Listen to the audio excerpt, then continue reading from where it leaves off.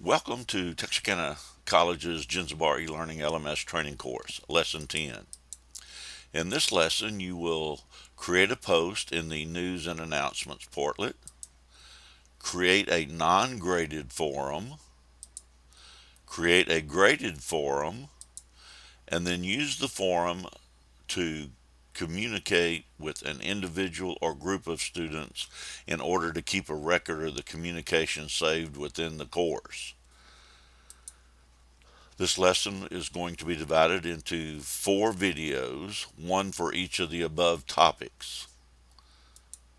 So let's get started with video 1, creating a post in the News and Announcements portlet.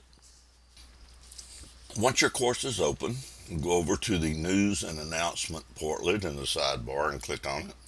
And we are going to use this portlet for communication from the faculty member to the students. It can be used for much more, but it overlaps with functions that we'll be using in the discussion forums.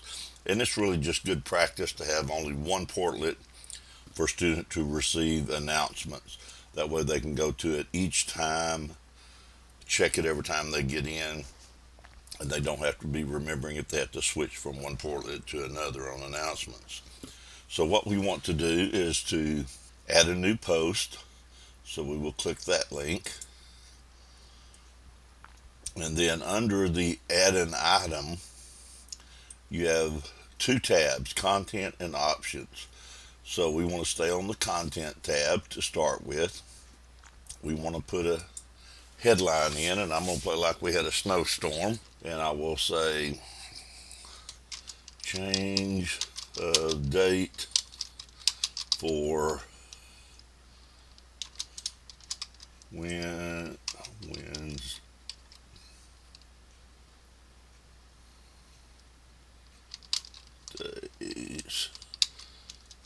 test. And then I can choose a priority here, either regular or high.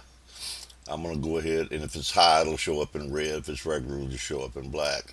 And I'm going to hit the high priority. And then my announcement is going to be typed here in the word processor. Due to the college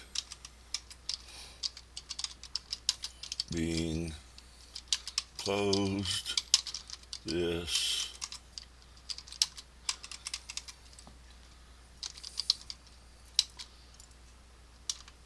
Monday due to bad weather, our test that was scheduled will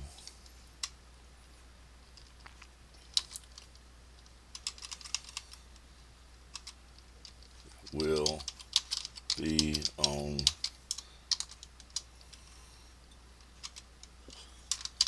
Monday, February the 23rd.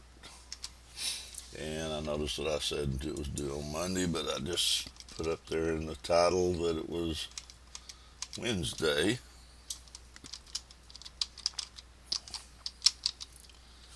So due to the college being closed this Wednesday, due to bad weather, since I've already used due to, because can't seem to spell right today. Due to the college being closed this Wednesday because of bad weather, our test that was scheduled will be on Monday, February the 23rd. Now, if I wanted to add an image, I could do that as well. And I can preview this announcement by clicking the preview button. And see, notice that the summary will show up in red, change of date for Wednesday's test. It wasn't a long announcement, so the summary is the same length as the announcement itself was. So, all I have to do, well, actually, I want to go back to the announcement. So I want to go back to edit, and I want to click on the Options tab now. And in the Options tab, here's where I actually could let students reply back if I wanted to. I typically don't let them. This is just a portlet that I'm using to get information out to them.